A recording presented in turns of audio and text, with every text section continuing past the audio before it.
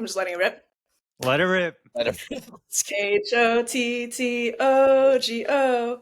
You can't take me hard to go. With the hand emojis too. Let's go. You Oh, can't take me hard to go. oh my gosh. Yo, we can't have guest Peter because every time someone comes on, if someone comes on and they rip a song like that, they do it with so much more swag. I know. Much, the voice is so much more clear. They got some tonality. Angela, don't ever listen to our podcast episodes because you'll be very disappointed in your karaoke skills. I feel like I gotta tune in now. When's the American Idol audition? I think it's summer 2026 is where I'm going for. Side quest, put it on the calendar. A year to learn a new skill. Love it. I think every single entrepreneur is also just a professional side quester. Oh, yeah. Oh, 100%. I'm constantly chasing side quests all the time. Angela, what's the side quest currently? Ultimate Frisbee. That's my huge thing I like to do on the side. I play for a club team in the Bay, and then I am also on a semi-pro team in the Bay. So got a game this weekend. People want to tune in. Bay Area Falcons. Stream it on YouTube. Yo, that is legit. Bay Area Falcons. Stream it on YouTube. Love it. Give them a shout out. Support women's sports. Yo, we can't have guests anymore. I know. I'm like, damn, I gotta get some ultimate. Awesome guys. Like, you got an awesome guest on the show. Chaperone enthusiast, ultimate Frisbee aficionado, the one and only Angela. Angela, we're super excited to have you on this show, but why don't you give our listeners like a quick overview of, other things that you enjoy, but a little bit about kind of, your business and what we're looking to do. Yeah, for sure. Thanks, Peter. And thanks, Andy, for having me. My name is Angela. I run my own practice out of Oakland. I started in January 2024, and it's been about a year and change now. And I'm just in the phase of my business where I am looking to scale. So, definitely learning a lot of new things and doing some pretty uncomfortable things, but having guidance from you all is for sure key to move forward to the next step here. So pretty excited to build my practice in the next 6 months and see where it takes me. Awesome. Yeah, I know. I think you've only been in practice for about 1 year, you said? Yeah. So January of last year is when I first started. So like a year and 3 months now. Damn, that is crazy. Because I know me and Andy see a lot of the back end of like the amount of growth that you had, but when you put in perspective, hey, only 1 year, like I look back on when I first started and like 1 year in, I still had no idea what I was doing. Still struggling to hit 10K a month. So the amount of growth you've had is pretty exceptional. So that's awesome. Congrats on 1 year and many more to come. Yeah, thank you so much. It's definitely been a crazy journey. I think if I were to look back when I first started, I never anticipated that I would be hiring someone. I always thought, hey, I'm just going to scale myself. I'm going to get to a point where I feel good. I'm going to keep it there. But I don't know about you guys. Once I was in the game, I was like, I want to keep going. I want to see where this takes me. So it's because you're a go-getter. That's why. Pretty crazy. I think you great post today about it. It's like there's no real like lifestyle business, right? Because like if you are just doing something on your own and it's like, let's say you're one person and then Peter's got a team of 5 people. The output from 5 people is going to crush that one person, especially if that one person's like, hey, I read 4-hour work week and I want to drink pina coladas. Right? It's like, I think the lifestyle business is actually creating a business where it allows you to live a fuller life. Like you enjoy the work that you do, right? You have time to have some leisure and some hobbies. It's not like, oh, I run a lifestyle business and now I don't work 40 hours a week. I think some of those things will always be there. And some weeks, obviously 50, 60, some weeks maybe less, but that's kind of the goal with the lifestyle business. Yeah. I think the ultimate goal too is just like overall impact, right? Like when you grow a team, you're just able to like impact so many more lives with, all the amount of clinicians you have. You can change so many more people's like outputs and stuff versus if you're just kind of one person. So like for you, what was your ultimate, maybe your goals have changed, but what was your initial goal when you first started with like the business? Yeah, my initial goal was just to be able to make a living and live in the Bay Area. I was like, you know what, if I could just make enough 1 month to pay rent and then to pay for my life, I feel like I'd be happy there. That was honestly the initial 3 months. I was like, if I can do that, I'm good. And I can just stay here for as long as I need to. So I started off pretty small for sure. But I think, when you first start, you don't know how big it can get. And so you kind of box yourself in with what your goals are, because there's a certain extent where you don't really want to hit that failure point. You're like, if I can just achieve this one small thing, then, I'm good to go. So yeah, that's where I started. What's rent at the Bay? Because I'm from New York City, so Yes. I know what it's like. Peter, what's rent at the Bay, Angela? So I live in Oakland, and my partner and I, we live in a 2-bed, 2-bath. We pay $3,800 a month, which is I'd say pretty solid. When I was in San Francisco, we were in 2-bed, 1-bath, and we were paying like $43.50. That was tougher for sure. Damn, I ain't never leaving Florida. Yeah. Yeah. What's your rent like, Peter? My mortgage at my house is like $2,000, and it's like, yeah, it's. I think same thing when I was renting. It was like, maybe I don't even want to speak the number out loud, but it was like 1,400. Dude, Andy, he's Yeah. on another level. He has a house. That's I crazy. know. I'm in a 1-1 and I'm paying 3,500, and I'm not in the city. I'm in essentially the Oakland of New York City. Yeah. Damn. Yeah. So when you're saying your number, I'm like, ooh, that's a steal. Let's trade spots. We got that terrace, so I know the apartment's smaller when it's cold outside, so half the year we got a little bit smaller square footage. Yeah, for sure. My Yeah, brothers I know. and I remember like initially when I first started, like same thing. It was just like, hey, like if I can cover rent, which I know like compared to y'all's over there, it's like way lower. But like that was really just an initial goal. It's like, can I afford to make a living for myself, and not be broke? And then slowly, right, like as you kind of see more and more proof of concept, you're like, wow, I can really kind of like scale this thing. Like this is actually something that's very viable. I think I saw this like pretty cool post the other day where they said like the amount of business growth is limited by your overall mindset. And I think a lot of times as we initially are starting out, we're just like seeking out some sort of like proof of concept to actually understand, hey, like this can be done. Well, I think one of the cool things about being around other people that have already gone there and done the things, they can kind of just like bring you into that like higher stratosphere of like, wow, like I can actually hit like 20, 30, 40K, whatever it is. Yeah. I'm curious, when you all started, like when did you hit that point? And did you also work with mentors to kind of bring you to the next level? Whoa! You didn't hit us with the Uno reverse card, did you? Yes. No. Yeah. Go ahead. You go first, Andy. No, I mean, when I first started, the first month I kind of went out on my own without a limb. Christy and I were just kind of figuring things out. Obviously, at that time, like Peter was already part of a group, and I was talking to Peter a little bit. I talked to our buddy Mike Yastin, shout out Hot Dog Mike from Washington, D.C., and then just like a couple of other people that I've been able to network with. And within like a month, essentially, I decided to join a group, and it was expensive. It was a couple of $1,000s, like without a doubt. I am not someone that's financially I'm not good at saving. I'm way better now than I was before. But before I was like, hey, I need to take more content courses. I was going into the negative. So when I paid for that, I was literally like, I think I had like $500 left.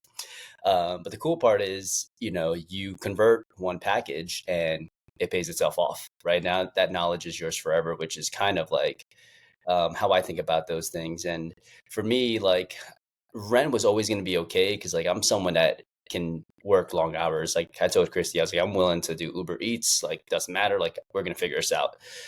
But yeah, my reason for leaving was, when I was at my previous job, my boss at the time was like, hey, we can't hire Christy because it's a conflict of interest. You guys are dating. And I told him at a meeting, I was like, we're only dating because I can't afford a ring. Like if I could afford a ring, we'd be married and probably be no conflict of interest.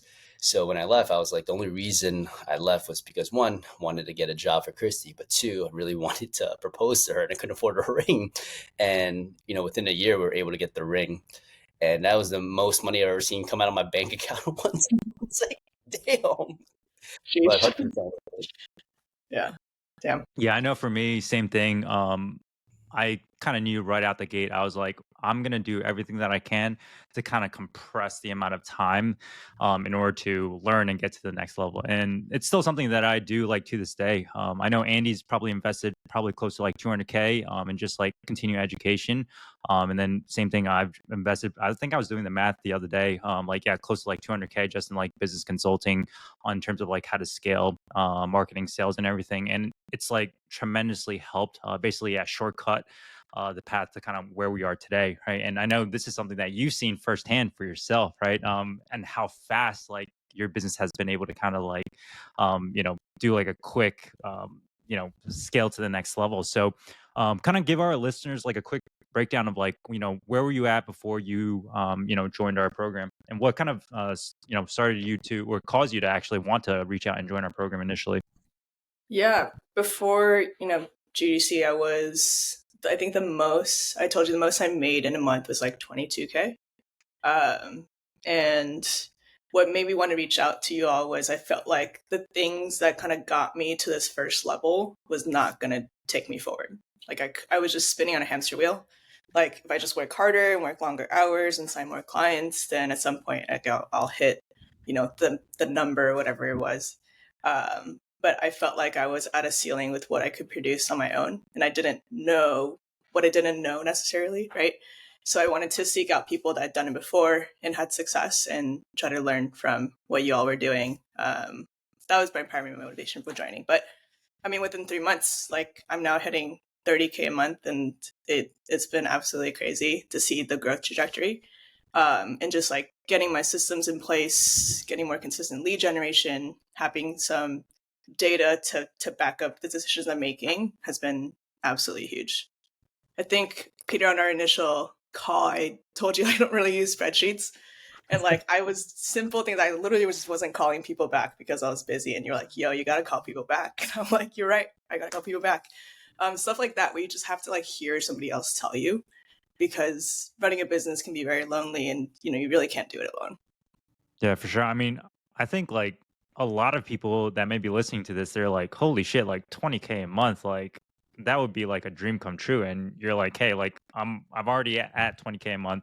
But there's still like a lot more that I'm starting to see in terms of, I don't understand what I need to do next. Right. And yeah, and I think like you were one of the person that I talked to on the call is like, I'm like super impressed that you actually got to 20K a month without tracking all these KPIs, without calling your leads back. So I was like, kudos to you. But it's like, Yeah, hey, imagine if we implement all these like other backend systems set up in place, like it's just rocket fuel to it. And yeah, you kind of see that immediately. yeah, for sure. I was straight up just going off of vibes in the beginning. I was like, I gotta change something up here.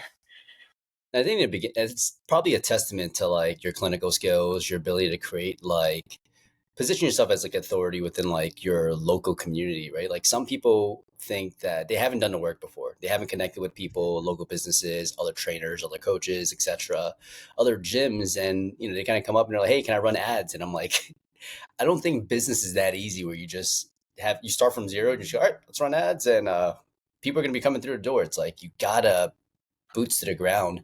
And what you've done, it's like, wow, you've created so many opportunities, and all you had to do was put a couple of tactics in play. And I think we talk about that all the time, Peter. It's like, what is the one constraint that you have? It's like, wow, you have a bunch of people that reached out to you, but you haven't nurtured them over time.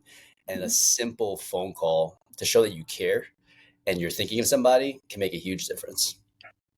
Yeah, Yeah, 100%. and I know like implementing like a CRM has probably been like super helpful as well too, right? Just being able to see where everybody is within their certain stage of the customer journey, and understanding when to nurture these touch points. Yeah, I would say for anyone that's practicing right now, that's on their own, like if you don't have a CRM setup, do that, because that has been an absolute game changer for me. Yeah. Just having all the contacts in one place and having a lead nurture system, which I didn't even know something like that existed, has been huge. Yeah. And that's kind of like if we think about it from like a foundation perspective, it's like you don't want to build on a bunch of stuff because like what you said is great, right? It's like having a CRM so you know where everyone is in a pipeline, how you can nurture someone and automate that. If you're running an ad and you don't follow up with someone consistently, don't have the CRM dialed in place, then you're honestly just burning money, right? But if all these things are in play, like, what you're setting up, I think you're going to have a ton of success. Did you have any like hesitancy or like fears about, joining our program, especially, because I know it's definitely not cheap, right? And so I know that's one of the things that a lot of times people are kind of like, taken in shock by. But for you, like, yeah, did you have any like fears or anything like that initially? Yeah. Honestly, I was pretty ready to sign on. Like when I had the call with you, I was like, I'm probably going to buy whatever he sells me right now. And this is mostly because of, I think we talked about this, like having touch points with people. I think what it was like, if somebody opens what you send them an emails like 7, 8 times, they're more likely to take action. And prior to this, I was already on your email list. And so I was getting those emails consistently. And I was like, everyone I read, I was like, oh my gosh, that sounds amazing. I want to learn more about this. And so by the time we did the call, I was ready to go. I was like, lock me in. Let's invest in myself. Let's do it. So honestly, not really. That's awesome. I wish everyone else listening could take that same exact mindset, because I think a lot of times the main thing that holds people back is really just their fear, and like it's the mindset, right? I think me and Andy talk a lot about this. It's just like, well, what happens if this doesn't work out? Right? But it's like, well, what happens if it does? And like, so for you, you joined our program in December, right? Yeah. Cool. So like, where were you at revenue wise, and like, what did you end December with, and then your first, like, what did you do in January, February, and March of this year? Yeah, December, I think it ended with like 18K. 18K. Yeah, and I had Cool. taken like a week off for Christmas. And then Yep. January, it was like 34, I think was what I came in with. It's like immediately double. And I was like, Yeah. it already paid itself back and then plus extra, right? So like immediate, it was like proof of concept. Let's go. Let's keep it rolling. Yeah. I mean, like to go from 18 to 34K in 1 month is like tremendous. What do you feel like was the biggest like driver for that? Yeah, like I said, I think it was the CRM, and then also surprisingly enough, it was the chat widget on my website. Oh, okay. Yep. Yeah, which is not something that I anticipated, because I think people just need less friction, right? It's like one easier way to contact you, and then from there, if you like nurture them or stay consistent, like that alone got me, I think, 4, 5 evals in January. So that Love it. was huge too. I love the randomness of things, right? And like Peter and I have talked about it before. It's like, I think when you enter certain groups, it's like, hey, we're gonna do ads. Another group, it's like, hey, you're gonna do injury screens. Another group is like, hey, we're gonna do insert whatever tactic there is. And I think you gotta go at it like a buffet. You gotta try a little bit of everything, and then you see what happens. Because we had a chat widget before for us, and like it doesn't work. And I think it's maybe unique to each business. Like everyone, certain things click for certain people at very different times. So I'm super stoked to be like, yo, chat widget, like that's fucking dope. Like I love that. Yeah, and it's something that I've learned more. I've been more willing to kind of accept as a business owner. Like you can plan all these things perfectly in your brain, and then as soon as you do it, the world's not going to react how you think it will. And so you kind of just have to go with the flow and chase the things that actually do work instead of being stubborn and sticking with the thing that you think should work. Yeah, I think half the time it's really just like taking action, and then seeing, like, after you do take action, you see what the feedback loop is, and then from there, then you can decide to, okay, hey, like, let me double down on this, or like, let me go ahead and avoid this. But a lot of times, I think when people are first initially starting out, or even if they are looking to try something new, they're just like so in their heads about, hey, I need to like know exactly what is going on or what the outcome is. I need to have everything perfect before I just decide to kind of start. Mhm. I think one thing I'd be super interested in hearing is like, what skills do you feel like you've collected, right? Like, Peter always talks about every single stage, there's kind of a boss you have to defeat. Then you get to the next stage. Like for you, skill wise, like what Pokemon badges and shit have you gotten? Yeah. Oh my gosh. So good question. I think part of it has been I call it my extrovert hat. I'm not a very naturally extroverted person. And like when you're in business, especially the PT business, you kind of have to just put yourself out there, like network, be willing to talk to people you don't normally talk to. and be willing to just be open and engage in conversations and learn new things from different people. So that part, I definitely feel like that's a boss I'm still currently trying to defeat. There are days when I'm roll out of bed, I'm like, I have energy for my patients, and I don't really have energy for, meeting this person or like learning about what they do. And so it's still kind of a thing that I'm trying to conquer. But and then I would say the other final boss is probably just organization. Um, Stay organized, stay on top of your spreadsheets. Make sure you carve out time in your week, just like I need to do these 3 things and close out the week and make it a consistent habit. I love that. I know for myself, like I'm a huge KPI nerd. And I think I was reflecting back on the reason why is because it just gives you so much clarity, right? Otherwise you don't really understand like, okay, hey, why did we have like a giant month? And then maybe the next month, hey, why is it like so low? The moment you start tracking numbers, it just kind of takes all the emotion out of the equation, and it just gives you like so much clarity on, okay, this is exactly like what's occurring in my business, and what do I need to focus on in this next month in order to, bring up whatever lagging KPI there is. But otherwise, like if you're not tracking anything, you're just kind of like, shooting darts in the dark. Yeah, 100%. Yeah, I see like that mistake happen a lot where someone's like, "Oh, my schedule is like full already, and like I need to bring on another PT," and I'm like, "Okay, like how much are you doing revenue wise?" It's like, I'm doing 10K. I'm like, what do you charge? What's your conversion rate? Oh, am I converting at like 90 something percent? I'm like, yeah, because you're charging so low, right? And if you don't increase your price, then you'll never be able to bring in enough revenue in order to pay for another PT and like create more opportunities. And that comes with like tracking stuff, customer like lifetime value, and all of these like metrics. What's your conversion to longer plan of care? Has there been any shocks for you, like when you started to put that down on a spreadsheet? We're like, damn, that's a little bit lower than I thought. Yeah. It's the monthly conversions for me. I think that's a portion of my business that I still struggle with quite a bit. Both with like having that conversation with patients, and also understanding like what it means to have a client on long term. I'm very used to seeing someone for as 8 to 12 weeks, right, and sometimes 20 if they need it, and then from there being like, all right, you're good to go. I've helped you. You've gotten what you need from me.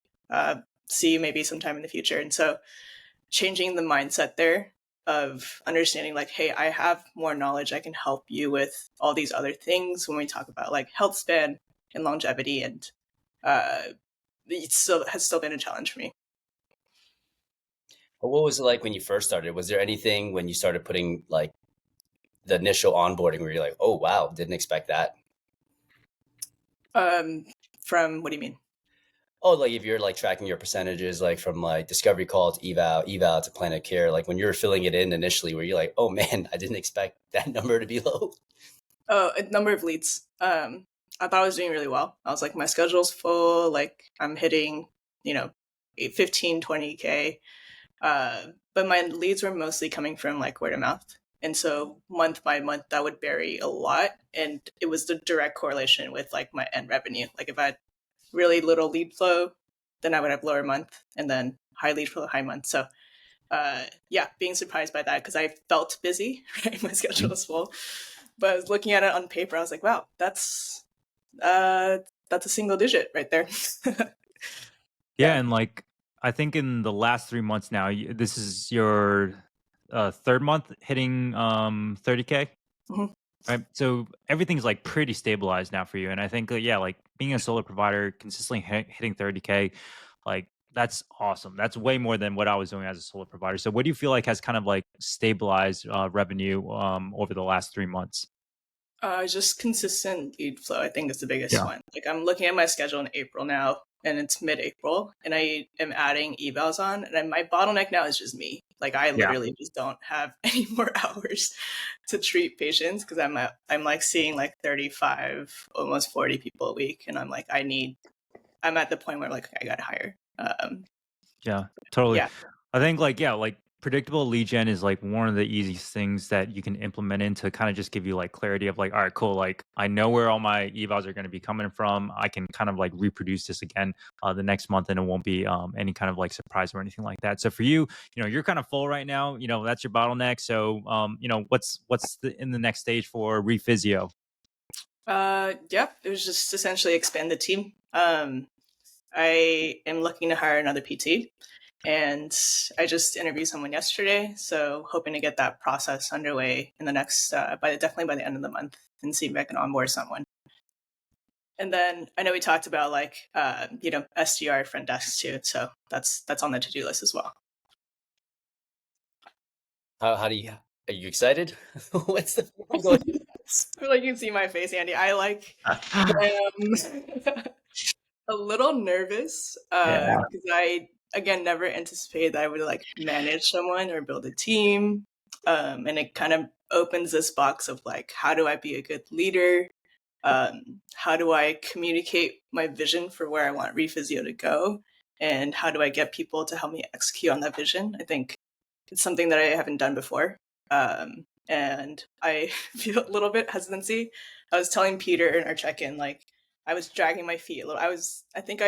You told me to hire like end of February, I was think it? I told you at the end of the first month. Yeah. End of the first month, yeah. And Yeah, it's taking me this long to even like get the job posting up and like get it going because there was part of me that was like resisting this. But I think another big lesson I've learned in entrepreneurship is just like, if you feel uncomfortable about something, that's probably the thing you need to be doing.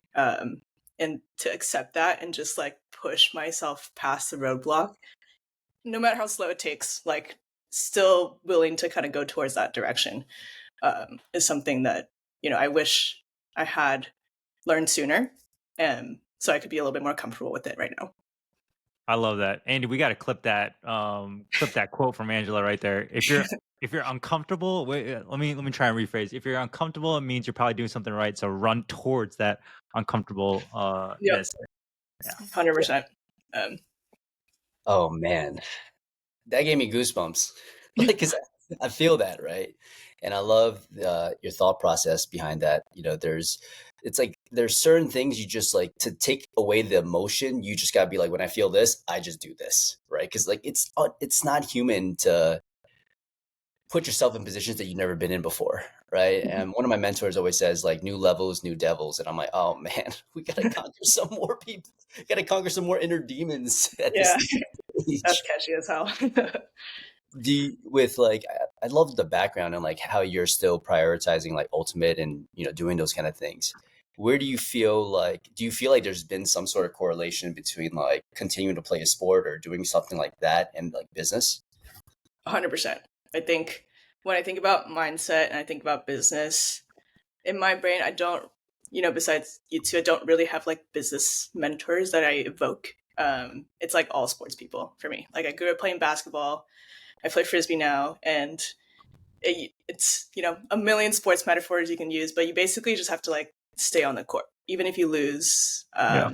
You eventually, like if you just stay persistent and you stay in the game, you're gonna get some wins, right? And you have to be okay with losing and be competitive enough to feel like, okay, I lost, but I want to go again. And so that's kind of the mindset that's carried me to this point, because I can't tell you how many times last year I felt like I just wanted to give up.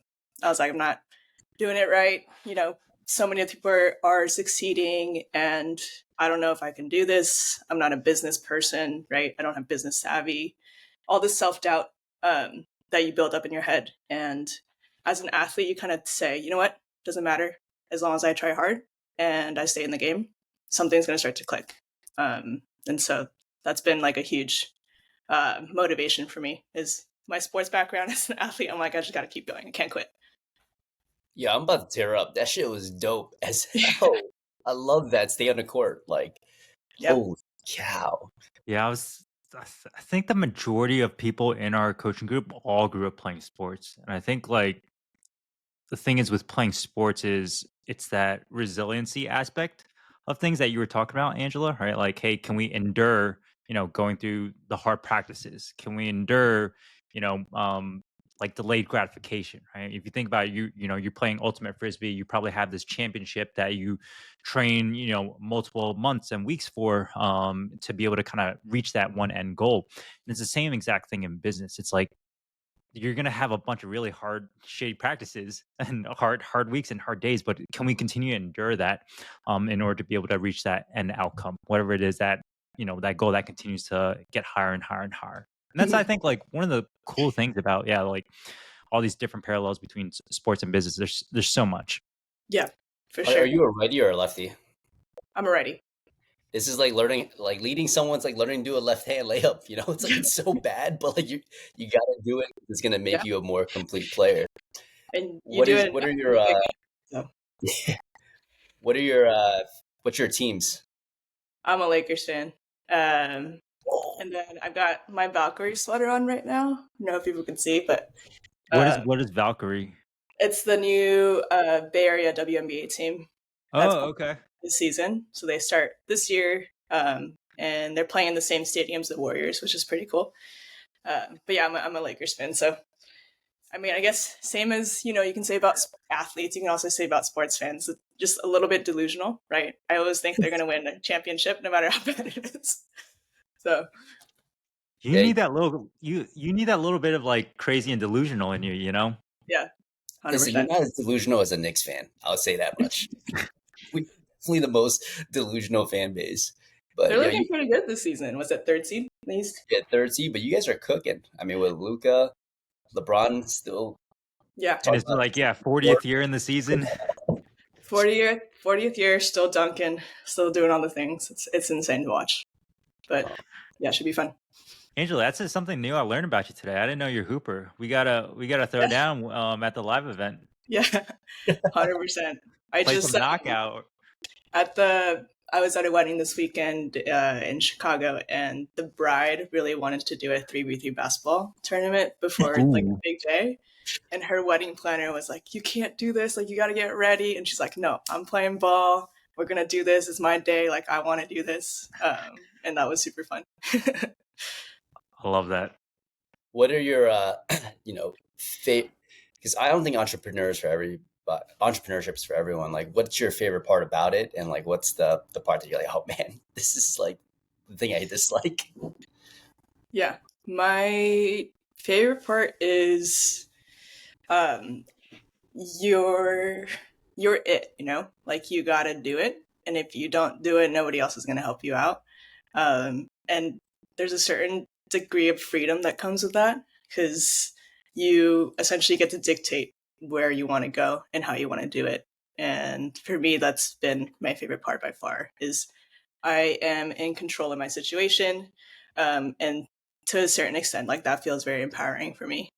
But my least favorite part would probably be the operational side of things, honestly. Like, I'm at my heart and soul, I'm a PT, and I like to treat patients, like to help people.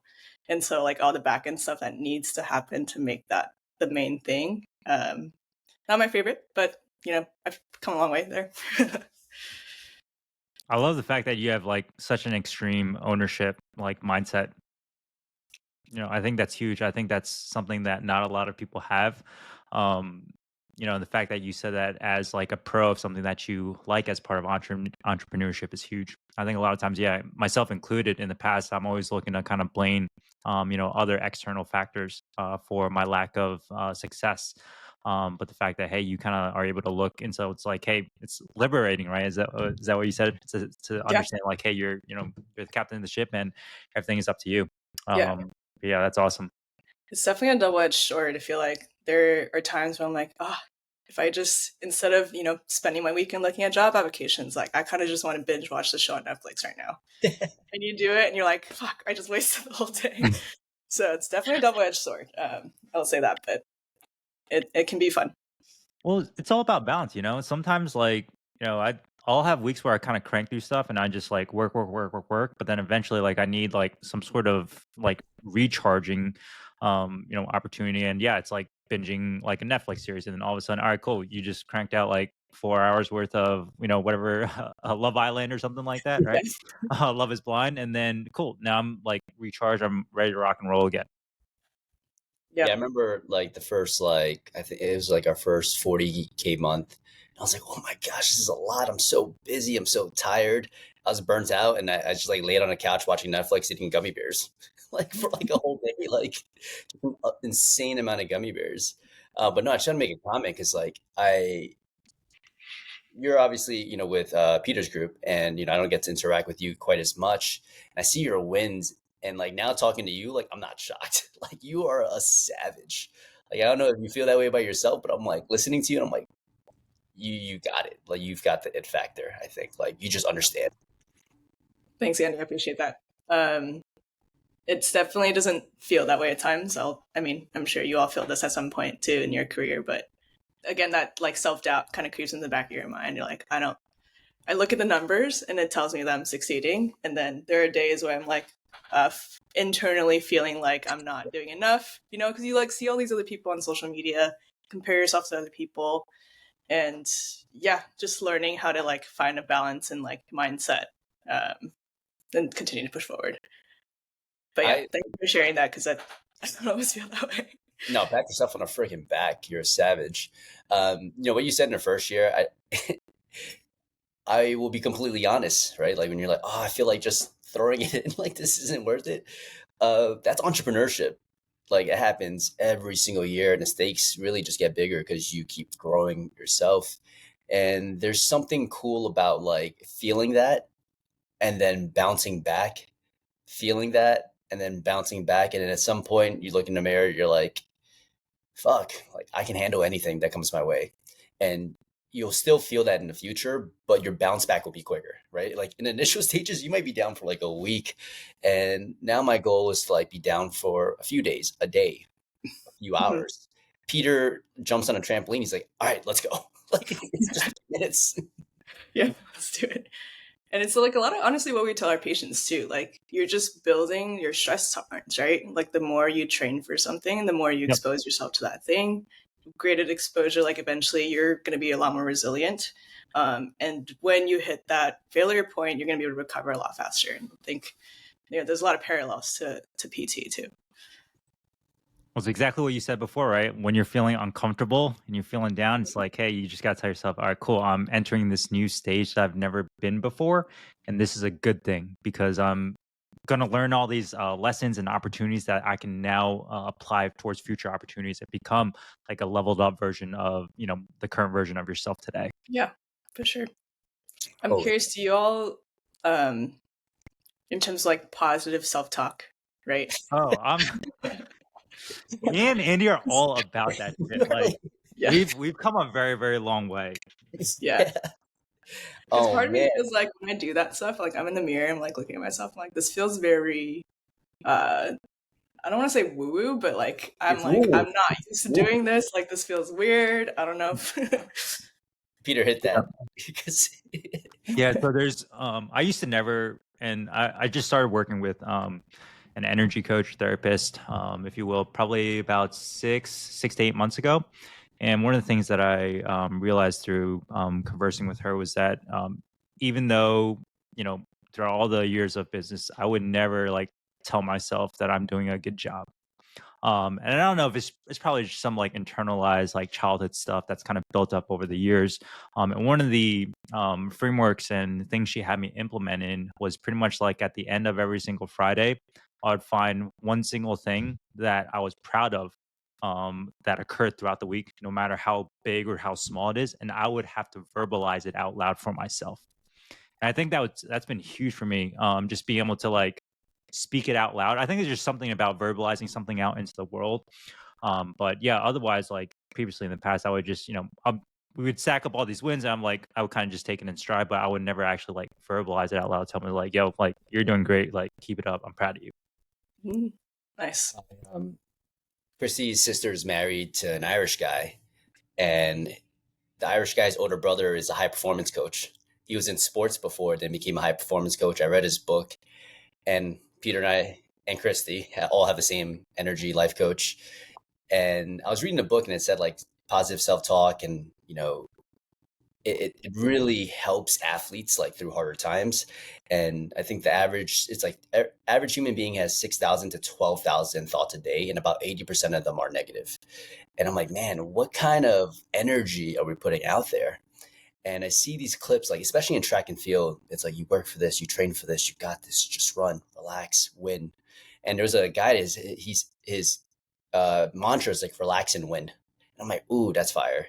And I was asking my coach, it's like, I need a mantra. Like right now, it's like I feel like I'm constantly chasing this future version of myself, and I want to be like good where I'm at right now. I want to feel like enough. So like every single day before I get into the clinic, and we're on Fifth Ave, so it's busy as hell in New York City. I close my eyes in a corner and I just say, I am enough. Everything I want to be, I already am. I am aligned and everything's happening for me. All that is for me flows to me with ease. And I take a deep breath. I do that 5 times. I open my eyes. I go, let's fucking go. And I walk in. Bars. Let's But go. the positive self-talk thing is, when Peter and I first started chatting, Peter's like, yo, what's WAW? And I was like, yo, it's we always win. Like we just, and then that's become like something a lot with some of the go-getters. It's like, yo, if you guys don't have a positive, like if you don't have a mantra that you want to rock with, just tell yourself, I am a go-getter, we always win. Mm, And I yeah. think if you close your eyes and just visualize that, say that a couple of times, it's definitely woo-woo. But man, woo-woo feels good. Like woo-woo feels Ooh, good. does feel good. Yeah. Gotta start implementing. That and go jump on a trampoline in the sun. Just release endorphins. See if you can fit one on your terrace. No, but I guess like what got you interested potentially in something like that with a question? I am. I was at like a networking event recently, and one of the speakers there was like a mental performance coach, and she was talking about how, Is that like with what are Professor Joey. Wilson? Yeah, Joey. Yeah, dope. Um, and she was saying how like a lot of people don't know how, like, self leadership. How do you lead yourself to the next level? And the metaphor that she evoked was, imagine like there's a bridge right across a river, and then on the side it's like your ideal version of who you would be in 5 years. Like you want that person coaching you now, to get across that bridge. And I kept thinking about this. Was like the one big thing I remember from the event. So shout out to Dr. Joey for organizing Progressive Motion. But yeah, realizing that like that person is probably not going to put you down, right? Like they're going to tell you to keep going. They're going to tell you you're doing a good job and stay persistent. And so, sort of being like kinder to yourself. I kept going back to thinking like, man, I should probably do that. I I love that. I think that's a great framework. Just thinking a little bit like, hey, like, what will the 3-year version of myself, especially when you have like a difficult decision to make, if they were here, which path would they choose? The other frame I use is like the 880, right? Like the 8-year-old version of myself is like, damn, man, you got every single sneaker I've ever wanted. You live in a pretty cool apartment. And whoa, you married a pretty beautiful like girl. Like this is amazing. And then the 80-year-old version of me is like, yo, bro, chill. Like you are taking this thing way too personally, and like you gotta relax. You gotta give yourself some time to like chill and relax and really enjoy life, because when you're 80, you're gonna be thinking about this. And all the things that you've talked about with like the adversity and stuff that you face. There was a great line. The difference between tragedy and comedy is time, right? Like you start to laugh at these scenarios after time has passed, but in that moment, it does feel like a tragedy. It feels like, why me? But when you look back at it, it's like, yo, you remember when we didn't have a CRM? Shit. Yeah. Are you all familiar with the concept of type 2 fun? No. So type 1 Educate fun, us. yeah, it's like when you're with your friends, you're having a good time, like, no one's really facing any hardship. You're just like together, like having a laugh. And type 2 fun is like when I think the example I use most is like you go on a really hard backpacking trip with your friends. And like in the beginning, you're like chatting, talking, and at a certain point, like it just gets really quiet. right? Because everyone starts to struggle, and nobody wants to say they're struggling, but you're all together. You're with people you love. You're doing a thing together collectively, and it's one of those things that, in hindsight, you're like, oh, remember how funny it was when we were all, hiking in a straight line, getting cut up by bushes, going like super slow up this mountain. Like time, makes it funny, but in the moment, you're like, damn, this is hard, and I'm not having a good time right now. That's a little bit about how like entrepreneurship feels. That was, you said type 2 fun? Too fun, yeah. And so we'll joke about it with our teammates when we do something hard. We're like, damn, that's going to be some type 2 fun we talk about like 6 months from now. Type 2 fun. I love that. That frame is... You guys both run, right? In my mind, like distance running is a version of type 2 fun. Oh, Compared to Peter, I walk. I'm a competitive. Hey, but the future version of yourself, though, we zoom in. Yeah. I think a lot of it's just like, once I started running, I was like, oh man, it took this much to lower my blood pressure. I don't want to regress. But no, I think there's something to having like that blank space, right? Or doing something that you're not thinking, you're just doing. Running is that. I'm sure you feel that way with like Ultimate Frisbee.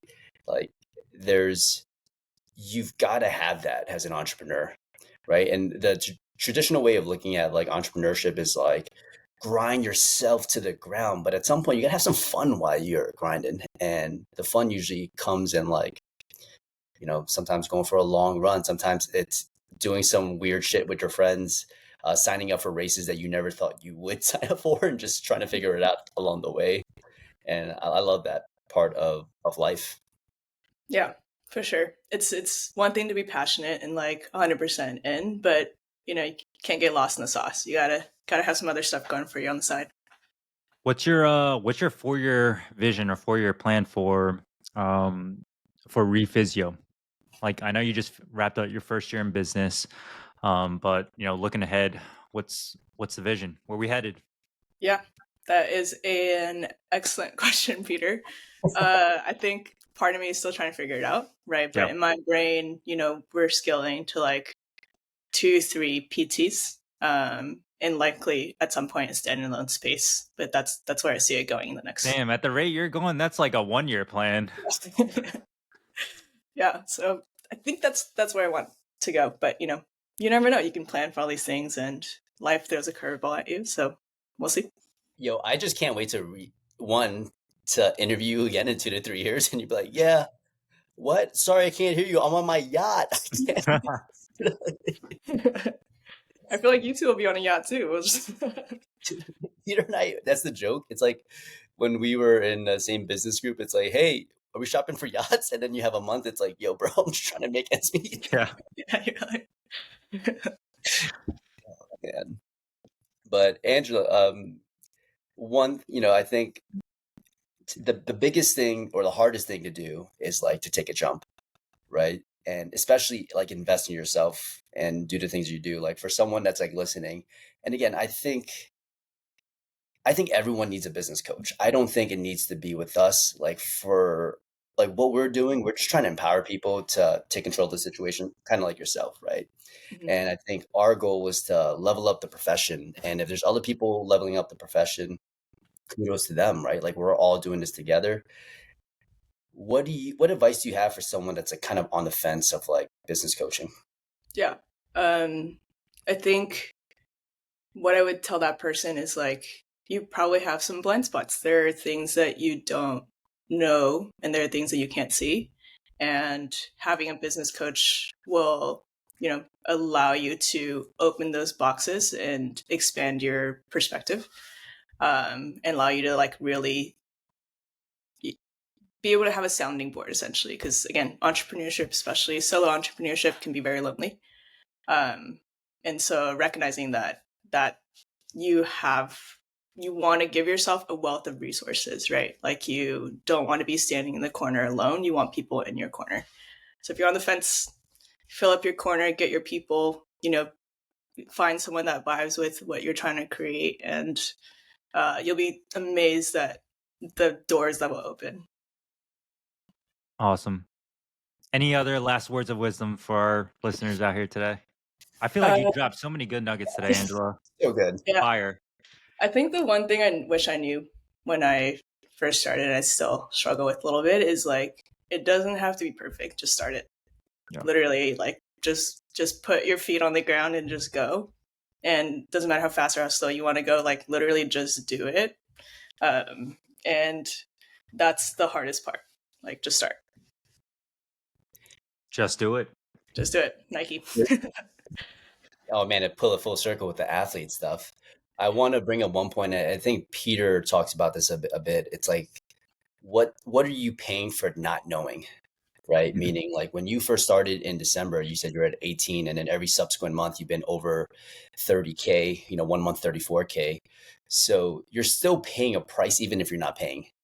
And when you have potential, but you're not unlocking that potential, every single month, in your case, you could have been losing 16K that you didn't even know you should be getting, right? Because there's resources and things that you can be implementing to kind of grow the future that you want. So I don't know. This is like, well, Andrew, you gotta be on you gotta co-host with us because this is on bars. Like I'm We're just Yeah. gonna have Angela do our intro song because Lord knows she's got a way better voice than us. Yeah.